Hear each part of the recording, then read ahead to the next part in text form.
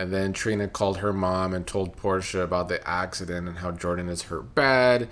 And Portia told Isaiah about it. But who is telling TJ? That is something that is definitely making this already flat storyline falling even flatter.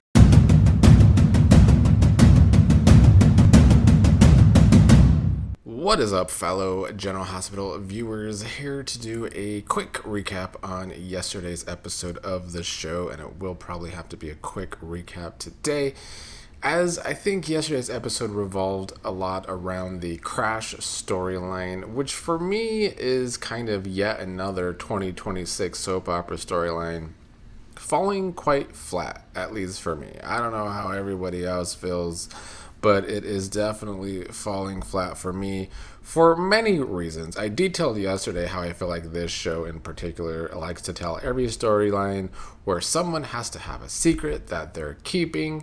So at least at this point in the story, though, I guess what's a little different is that we don't know who's keeping a secret of who was the other driver that kind of just left Curtis and Jordan for dead.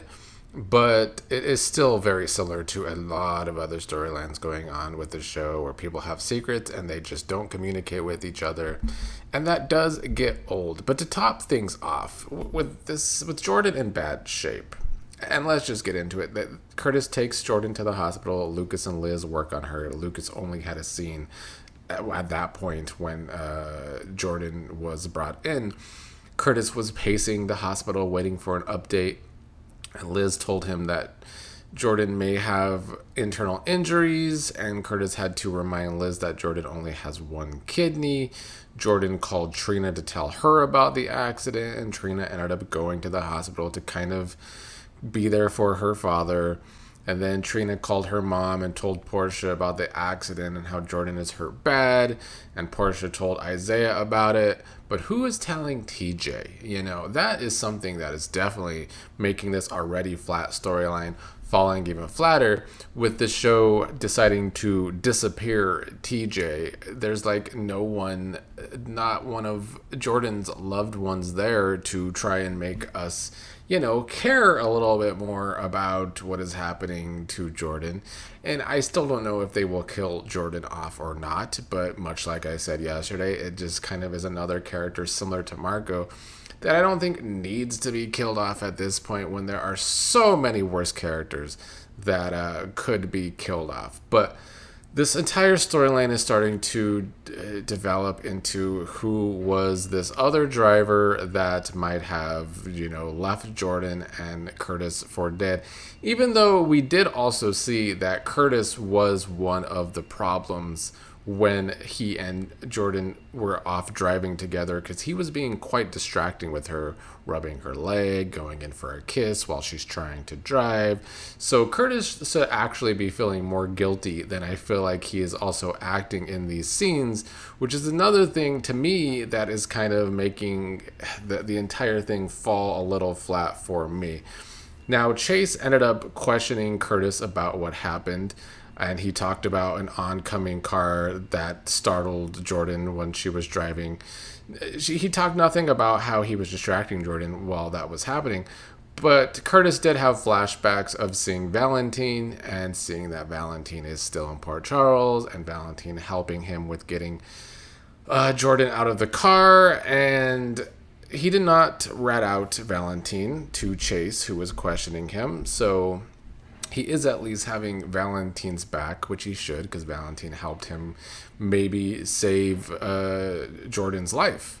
So yeah, I guess that Curtis covered for Valentin. Maybe they can, become friends. I feel like both of them need some real friends. So on a show that has these friendships, I do feel like these are two characters lacking friendships. I know we had Curtis and Nina the other day trying to recoup an old friendship. I don't really know if that landed, though. But yeah, Curtis did tell Chase about how the other driver just kept going and left them for dead.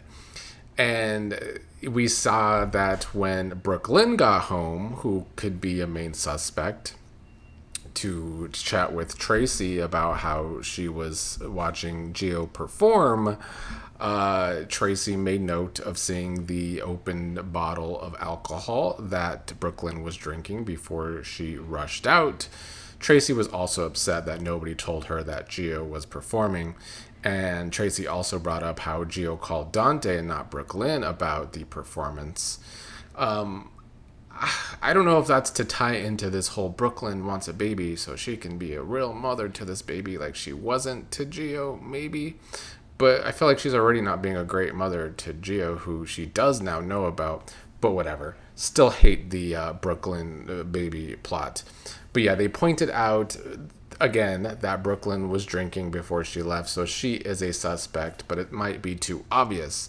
In yesterday's comments, some of you were talking about how it might have been Isaiah, and while Portia was telling him about the accident today, he was certainly acting suspicious, and there's no reason for him to be acting as suspicious as he was unless they were trying to make us think that he is another possible suspect of the other driver, which I guess would add more drama into his relationship with Portia and the dynamic with Curtis, especially if Jordan does end up dying, I guess. But it also seems kind of random for him to be acting the way he was acting, but he was certainly like a deer in headlights when Portia was talking to Isaiah about the accident. Either way, though, this whole mystery driver, it's falling flat for me, is basically how I feel about it all. Also in this episode, I think the other big thing was how Valentin and Carly returned home after Valentin helped save Jordan and after Carly got Charlotte and Danny to safety herself because they were involved in an accident too, so I guess they might know more information about this whole accident that happened too. Carly is, of course, worried that Curtis saw Valentin and knows that he is in Port Charles now and might rat him out, but as we saw in this episode, Curtis did not do that. Valentin, meanwhile, wants to talk to Charlotte to see if she is lying about the accident, because he talked about how he taught his daughter how to lie and how to tell people what they want to hear when it comes to lying, which kind of set Carly off because she's now thinking that maybe that's what Valentin has been doing to her this entire time.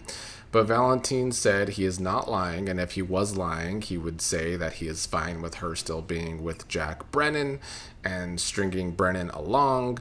That is, of course, when the doorbell rang, and it was Jack Brennan who wanted to see Carly and had a little bit of news on Jason, saying that Jason is hidden away in some WSB place, but there's no way of contacting him right now, which of course upset Carly because everything upsets Carly.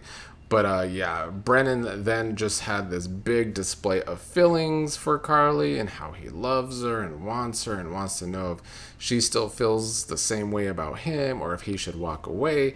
And Carly's decision was to prove that she still wants him, because I'm assuming that Carly still wants to use him and his WSB connection to get Joss out of the WSB and now maybe save Jason.